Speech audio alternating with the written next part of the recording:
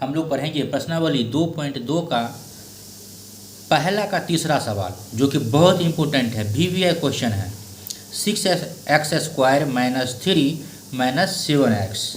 इसको थोड़ा सा सुलटा लेते हैं, मतलब सजा लेते हैं, ताकि गुणनखंड तोड़ने में आसान हो जाए। यहाँ लिखेंगे, इसीलिए इसको लिख सकते हैं 6x² - 7x - 3। ठीक है, यहाँ लिखेंगे हल। लिखेंगे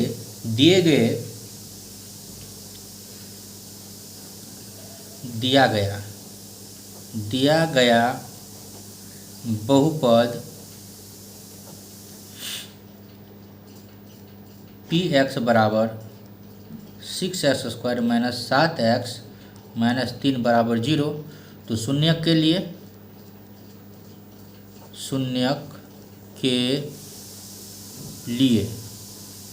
px बराबर कितना हो जाएगा, px हो जाएगा 0। और का चिन्ह लगा लेंगे, इसको यहाँ उतार लेंगे। 6x² - 7x - 3 बराबर 0। इसका तोड़ लेंगे गुणनखंड, तो 6 को 3 से गुना करेंगे तो 18 हो जाएगा। 18 में यदि 2 और 9 को गुना करते हैं तो 18 भी हो जाएगा, और 2 और 7 को घटाते हैं तो 2 और 9 को घटाते हैं तो 7 भी हो जाएगा। तो यही करते हैं, 6x² हो गया ये, और ये हो जाएगा -9x प्लस 2x, तो हो गया ना -7x, -3 का -3 बराबर 0। इसमें से कॉमन निकल जाएगा 3x, तो बच जाएगा यहाँ 2x, माइनस है तो माइनस, 3 3 या 9, यहाँ हो जाएगा 3, प्लस है तो प्लस। इसमें से क्या करेंगे, एक कॉमन निकाल लेंगे, तो ये 2x का 2x, minus plus minus minus, 3 एकान 3 बराबर हो जाएगा 0। फिर इसका अगला प्रोसेस करते हैं। ये दोनों एक रंग मिल रहा है, तो इसमें से एक कॉमन लिख लेते हैं, 2x - 3, अब बचेगा 3x + 1 बराबर 0। ये हो जाएगा 2x - 3 बराबर 0 कर लेते हैं, या इसको भी 3x + 1 बराबर 0 कर लेते हैं। 2x बराबर -3 को बराबर के बाद भेजेंगे तो प्लस में 3 हो जाएगा, या इसको भी उसी तरह से 3x बराबर 1 भेजेंगे तो हो जाएगा, बराबर के बाद जाएगा तो प्लस में 1 है तो माइनस में 1 हो जाएगा। फिर इसमें से x का मान निकाल लेंगे, तो x का मान जो निकालेंगे तो हो जाएगा कितना, 3/2, या इसमें से भी x निकालेंगे तो हो जाएगा -1/3। अब हमको 2 को शून्य प्राप्त हो गया, एगो को अल्फा मान लेते हैं, एगो को बीटा मान लेते हैं। तो यहाँ लिखेंगे, माना कि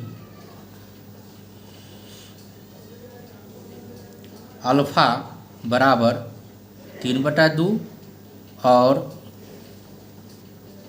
बीटा बराबर -1/3। इसको अल्फा मान लिए, इसको बीटा मान लिए, ठीक है। तथा दिए गए गुणांक, दिए गए बहुपद का गुणांक, दिए गए बहुपद का गुणांक a बराबर, आप देखिए, अब प्रश्न में देखते हैं यहाँ a बराबर कितना है, 6 है, तो यहाँ लिख देंगे 6, कॉमा b बराबर, b कितना है -7, यहाँ लिख देंगे -7, कॉमा c बराबर कितना है -3, यहाँ लिख देंगे c बराबर -3। अब क्या करेंगे, तो अब जो है शून्यकों का योगफल यानी जांच करके देखेंगे कहाँ तक सत्य है। तो लिखेंगे, अब जांच करने पर, हाँ तो हमने लिख दिया, अब जांच करने पर शून्यकों का योगफल, शून्यकों का योगफल अल्फा प्लस बीटा बराबर -b/a सूत्र होता है। तो अल्फा का मान कितना माने हैं, अल्फा बराबर 3/2, तो यहाँ लिखेंगे 3/2, प्लस है तो प्लस, बीटा, बीटा के जगह पर -1/3, लिखेंगे -1/3 बराबर -b/a, सूत्र में माइनस है तो माइनस लगा देंगे, और b का मान भी -7 है, तो यहाँ लिखेंगे -7, माइनस में है इसलिए ब्रैकेट लगा देंगे। a का मान कितना है 6 होगा। अब 3/2 का 3/2 कर लेते हैं, प्लस माइनस माइनस हो जाएगा, ये 1/3 बराबर ये माइनस माइनस प्लस हो गया 7/6। अब इसको क्या करेंगे, अब इसको बट्टा का घटाव ले लेते हैं। बट्टा घटाव लेंगे तो 2 3 का लघुत्तम होगा कितना 6, तो 2 तिया 6 3 तिया 9, 3 दूना 6, 1 से गुना करेंगे होगा 2 बराबर 7/6। 9 में से 2 गए तो हो गया 7/6 बराबर 7/6। यहाँ भी देख लिए कि दोनों हमारा सेम आ गया, इसका मतलब सही है। अब अगला प्रोसेस करते हैं, शून्यकों का आप गुणनफल निकालेंगे। शून्यकों का गुणनफल, शून्यकों का गुणनफल यानी अल्फा इंटू बीटा बराबर होता है C/A। तो अल्फा और बीटा का मान कितना है, अल्फा का मान है 3/2 गुने बीटा का मान है -1/3 बराबर C का मान कितना था, C का मान है -3 और A का मान है 6।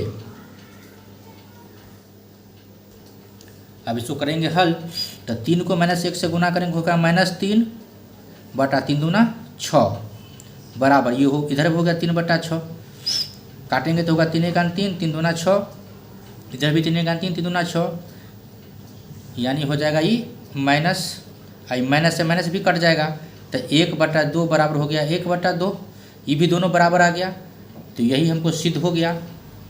तो यहाँ लिखेंगे प्रूव्ड। इस तरह से मेरा सवाल भी बन गया,